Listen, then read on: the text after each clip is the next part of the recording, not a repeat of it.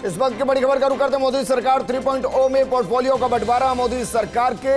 मंत्रियों को पोर्टफोलियो यानी कि विभागों का बंटवारा कर दिया गया। नितिन गडकरी को एक बार फिर से सड़क और परिवहन मंत्रालय मिला और जिस तरीके से नितिन गडकरी ने इस मंत्रालय में काम किया, वाकई में मोदी 2.0 के अंदर बेहतरीन काम करते हुए, और जब देश के अंदर 21 किलोमीटर प्रति दिन के हिसाब से सड़कों का निर्माण, उसकी उपलब्धि नितिन गडकरी के खाते में, और नितिन गडकरी को पोर्टफोलियो दिया गया है। एक बार फिर से उनको सड़क एवं परिवहन मंत्रालय मिला है। महत्वपूर्ण मंत्रालय है और इसकी बखूबी वो जिम्मेदारी संभाल चुके हैं, अनुभव है, और वो बता भी चुके थे कि जैसे ही मोदी सरकार वापस सत्ता में आएगी, ये विभाग और तेजी से काम करता हुआ नजर आएगा। और इस विभाग की एक और खूबसूरती है, इस विभाग की खूबसूरती है करप्शन फ्री, क्योंकि नितिन गडकरी ने इस पूरे विभाग को बेहद पारदर्शी बना रखा है और वहां किसी भी तरीके के करप्शन की गुंजाइश उन्होंने नहीं छोड़ी। और कोई भी अपने बयान के जरिए वो कहते भी हैं कि कोई भी ठेकेदार ये नहीं कह सकता कि उनको कॉन्ट्रैक्ट लेने के लिए नितिन गडकरी से मिलना पड़ता है। नितिन गडकरी को सड़क एवं परिवहन मंत्रालय मिला है, इसकी जिम्मेदारी वो संभाल चुके हैं, और न सिर्फ जिम्मेदारी संभाल चुके बल्कि सड़क परिवहन मंत्रालय को मजबूती से आगे बढ़ाते हुए नजर आए थे। एस जयशंकर के पास विदेश मंत्रालय की कमान, और एक तरीके से हम कह सकते हैं कि बड़ी जिम्मेदारियां जिन्होंने संभाली, उनके पोर्टफोलियो को रिपीट किया गया है, क्योंकि विदेश मंत्रालय के तौर पर जिस तरीके से एस जयशंकर ने काम किया, उनके पोर्टफोलियो के अंदर कई उपलब्धियां हैं जो उनके नाम रही। मसलन रूस यूक्रेन जंग के दौरान जिस तरीके से भारतीय स्टूडेंट्स का रेस्क्यू किया गया और वहां से उनको सुरक्षित निकाला गया, एक कॉरिडोर बनाकर, वो एस जयशंकर की उपलब्धि थी, विदेश मंत्रालय की उपलब्धि थी। इसके अलावा जिस तरीके से रूस से अच्छे संबंध बनाने के साथ साथ अमेरिका के साथ अच्छे संबंध बनाना, इजराइल और फिलिस्तीन दोनों की जंग के बीच में दोनों ही देशों का दौरा करना, यह भी एक महत्वपूर्ण फैसला जो विदेश मंत्रालय के जरिए एस जयशंकर के विजन को दर्शाता है। इसके अलावा जिस तरीके से चाबहार पोर्ट 10 साल के लिए भारत के पास आया, और वो भी इंटरनेशनल विक्ट्री एस जयशंकर की, और जिस तरीके से वैश्विक पायदान पर भारत न सिर्फ विश्व गुरु की भूमिका में नजर आया बल्कि बिग बॉस की भूमिका में भी नजर आया। इसके अलावा अजय टम्टा को सड़क परिवहन राज्य मंत्री की जिम्मेदारी मिली है, यानी कि नितिन गडकरी के सुपरविजन में वो काम करेंगे, और इस तरीके से पोर्टफोलियो का बंटवारा होता हुआ एस जयशंकर को विदेश मंत्रालय, नितिन गडकरी सड़क परिवहन मंत्रालय, अजय टम्टा को सड़क परिवहन मंत्रालय राज्य मंत्री की जिम्मेदारी सौंपी गई है। और अमित शाह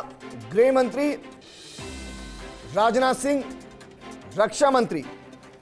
यह हो सकता है कि रिपीट किया गया हो। अमित शाह को फिर से गृह मंत्रालय और राजनाथ सिंह को रक्षा मंत्रालय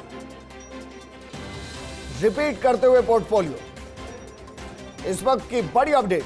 और ये मोदी 3.0 है, जिसमें बहुत जिम्मेदारी के साथ उन जिम्मेदारों को काम दिया गया है जिनके सुपरविजन में मोदी 2.0 ने बेहतरीन काम किया।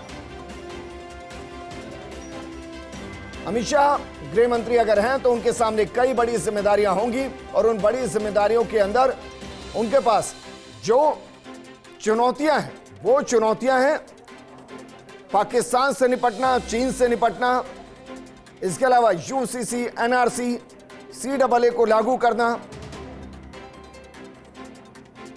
और राजनाथ सिंह रक्षा मंत्री, और तीनों सेनाओं में जिस तरीके से आधुनिकीकरण किया गया, जिस तरीके से रक्षा मंत्रालय ने सेनाओं के अंदर आत्मनिर्भर भारत की पहल को आगे बढ़ाते हुए स्वदेशी को अपनाया, वो भी एक बड़ी उपलब्धि रही है रक्षा मंत्रालय के तौर पर। और ये दरअसल जो पोर्टफोलियो बांटे गए हैं उसमें एक विजन है, और उस विजन के पीछे एक रीजन है। रीजन ये है कि जिस तरीके से मोदी 2.0 ने बेहतरीन काम किया, उनके पोर्टफोलियो को बदला नहीं जा रहा है, ताकि जो कंटिन्यूटी बनी हुई है वो कंटिन्यूटी बनी रहे, और किसी अश्विनी वैष्णव को रेल मंत्रालय की जिम्मेदारी मिली है और ये पूरे तरीके से मोदी का वो विजन जिसमें वो चाहते हैं कि पहले दिन से उनके मंत्री उसी अंदाज में काम करते नजर आए जिस अंदाज में मोदी 2.0 का समापन हुआ, या कहें कि मोदी 2.0 का लेटेस्ट वर्जन मोदी 3.0, जिसमें किसी को समझाने की जरूरत नहीं, किसी को समझने की जरूरत नहीं। उनका वही विभाग, उनका वही मंत्रालय, उनके वही अधिकारी, उनकी वही योजनाएं, उनके वही एग्जीक्यूशन के तरीके, और उसके जरिए जो मोदी ने 100 दिन का विजन देखा है उसको इतनी एनर्जी के साथ आगे बढ़ाया जाए जहां 1 घंटा भी इस बारे में बर्बाद ना हो कि मंत्रालय में काम कैसे होगा, मंत्रालय की पेंडिंग फाइलें कौन सी हैं, मंत्रालय में कहां-कहां किस तरीके से इन्वेस्ट हुआ है, मंत्रालय के अंदर कौन सी जरूरतें हैं, वो तमाम चीजें जिसके बारे में एक नेता बखूबी जानता है, क्योंकि वो बीते 5 सालों से उन जिम्मेदारियों को संभालता आ रहा है। और इसीलिए बड़े मंत्रालय, और जहां चौंकाने वाली बात दरअसल ये कि कहा जा रहा था कि रेल मंत्रालय जेडीयू के खाते में जाएगा, लेकिन ऐसा नहीं हो रहा, क्योंकि मोदी सरकार का विजन रेलवे को बहुत आगे तक बढ़ाना है, बुलेट ट्रेन की तरफ जाना है। इसके अलावा जिस तरीके से रेल की स्पीड को बढ़ाना है और रेलवे का सुदृढ़ीकरण करना है, मोदी 2.0 के अंदर भी रेलवे के अंदर बड़े काम हुए और उन्हीं बड़े कामों को अब आगे बढ़ाने की जिम्मेदारी, रेल मंत्रालय की जिम्मेदारी जो होगी वो अश्विनी वैष्णव के पास होगी। एस जयशंकर के नेतृत्व में जिस तरीके से विदेश नीति काम करती हुई नजर आई, भारत वैश्विक पटल पर मजबूत नजर आया, उनको भी एक बार फिर से विदेश मंत्रालय की जिम्मेदारी दी गई है। और इसी तरीके से रक्षा मंत्री के तौर पर राजनाथ सिंह जिम्मेदारी को संभालेंगे और पोर्टफोलियो को बिल्कुल उसी अंदाज में बांटा गया है जिसमें मोदी 2.0 मोदी 3.0 के तौर पर काम करती हुई नजर आई। यह एक बेहतरीन फैसला है,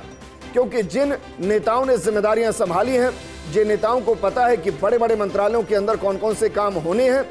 मोदी का विजन उन मंत्रालयों को लेकर क्या है, उन्हीं को वो जिम्मेदारियां सौंपी गई है। एक बार फिर से शुरू करते हैं। जिस तरीके से जिम्मेदारियां सौंपी गई है, अमित शाह को गृह मंत्रालय, राजनाथ सिंह को रक्षा मंत्रालय, अश्विनी वैष्णव को रेल मंत्रालय, नितिन गडकरी को सड़क परिवहन मंत्रालय, अजय टम्टा को सड़क परिवहन राज्य मंत्री की जिम्मेदारी सौंपी गई है। इसके अलावा हर्ष मल्होत्रा को भी परिवहन राज्य मंत्री की जिम्मेदारी सौंपी गई है। इस वक्त की बड़ी खबर, और मोदी 3.0 अपने स्वरूप को लेता हुआ और उस स्वरूप के अंदर मोदी 2.0 की झलक दिखती हुई। अभी इस हिसाब से सवाल यह है कि क्या निर्मला सीतारमण को एक बार फिर से वित्त मंत्रालय की जिम्मेदारी दी जाएगी, क्योंकि जिस तरीके से बड़े नेता हैं उनको उनके पुराने पोर्टफोलियो दिए गए हैं, और उसके पीछे जो हमें नजर आता है वो हमें यह नजर आता है कि दरअसल वो जानते हैं कि कार्यशैली विभागों की क्या है, वो जानते हैं कि अफसरों की कार्यशैली क्या है, वो जानते हैं कि इस विभाग की जरूरत क्या है, वो जानते हैं कि इस विभाग के अंदर कौन सी पेंडिंग फाइलें हैं, कौन से पेंडिंग काम हैं, कौन सा विजन है। और देखिए, गृह मंत्रालय एक बार फिर से अमित शाह के पास, रक्षा मंत्रालय राजनाथ सिंह के पास, विदेश मंत्रालय एस जयशंकर के पास, और ऐसा लग रहा है कि मोदी 2.0 ही सामने है। नजरिया नया नहीं है, नजरिया पुराना है, पुराने अंदाज में काम करते हुए पूरे जोश के साथ मोदी 3.0, और यहां से रफ्तार मिलेगी काम को, रफ्तार मिलेगी मोदी 3.0